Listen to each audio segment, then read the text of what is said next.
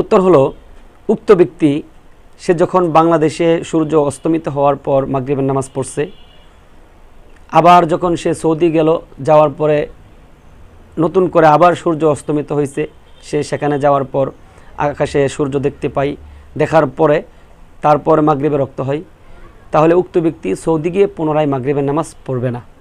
কেননা একজন ব্যক্তির উপর দিনে মাগরিবের নামাজ যে কোনো এক ওয়াক্ত নামাজ একবারেই ফরজ হয়।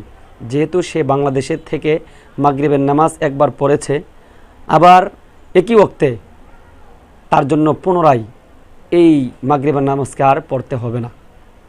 এখন কথার কথা, সে যদি মাগরিবের নামাজ পুনরায় পড়েই ফেলে, তাহলে সে প্রথমে যে নামাজটা পড়েছে সেই নামাজটা বাতিল হয়ে যাবে। অর্থাৎ সে যতবারেই পড়ুক তার মাগরিব একবারেই আদায় হবে।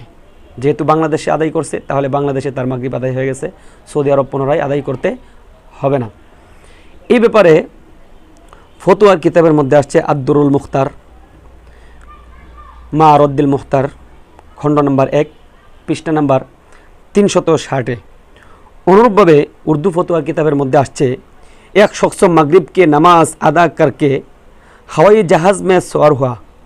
जहाज़ मगरिब की तरफ इतना तेज़ चला कि आफताब दोबारा नज़र आने लगा, तो क्या उस पर मगरिब की नमाज दोबारा वाजिब हो गई? प्रश्न जेटा बोललाम एर उत्तर, एक दिन में मगरिब की नमाज एक मरतबा ही अदा करना फ़रज़ है। जे मगरिब नमाज एक दिने एक बारे अदा करा फ़रज़, लिहाजा अगर कोई शख्स सूरज गुरूब होने की बाद मगरिब की नमाज पढ़ ले तो आप उसी दिन दोबारा इस पर मगरिब की नमाज फ़रज़ नहीं होगी, चाहे वो सफ़र करके इसे मकाम पर पहुँचे जाए जहाँ अभी सूरज गुरूब ना हुआ हो, क्योंकि दोबारा मगरिब की नमाज फ़रज़ होने का मतलब ये होगा कि पहले पढ़ी गई मगरिब की नमाज बातिल हो गई। जब